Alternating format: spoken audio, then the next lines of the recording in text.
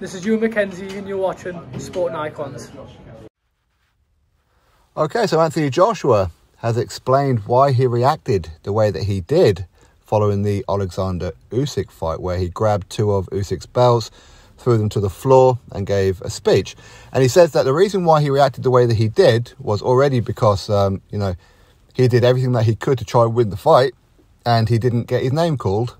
But then Oleksandr Usyk said to him, "You're a good fighter, you're big and you're strong."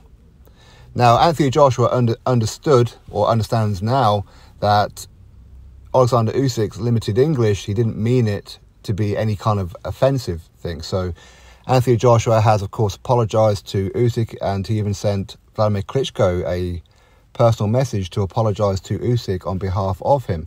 And that as well, where he says that the reason why he reacted the way that he did was because obviously he fought his heart out and he thought maybe he'd done enough to win the fight. And when they called out Oleksandr Usyk's name, obviously everything that he was hoping was going to happen, i.e. get the win and then move into an undisputed fight with Fury, came crumbling down on him.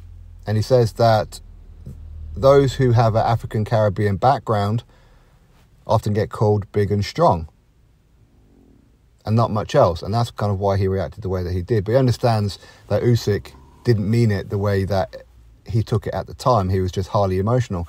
Now, people criticise Anthony Joshua for having a bit of a moment, but at the end of the day, there's a couple of things. Okay, after the Andy Ruiz Jr. loss, the first fight, people were complaining, saying Anthony Joshua, he's robotic and he's got no emotion. He don't care about losing. But then he shows that he cares about losing and then he gets criticised for it. So he can never really win, can he? But should he have said what he said and done what he'd done? No, of course not. But we all have our moments, don't we? We all have our moments, probably many, many times. But difference is, when we have our meltdowns, when we say things and do things that maybe we shouldn't do, we don't have the camera and half the world watching us when it happens. People say Anthony Joshua, he's shown mental fragility and whatever. Okay, well, doesn't everybody? You know, there's plenty of boxers, including Tyson Fury. After he fought John McDermott, he was sat at ringside crying.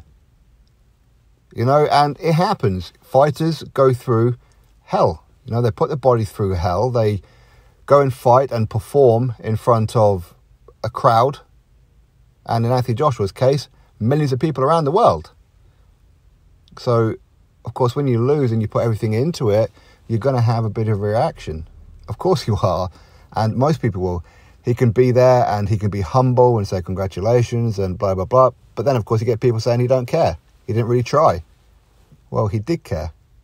And he does care about his career. He cares about winning. Just sometimes it ain't going to happen because it's sport.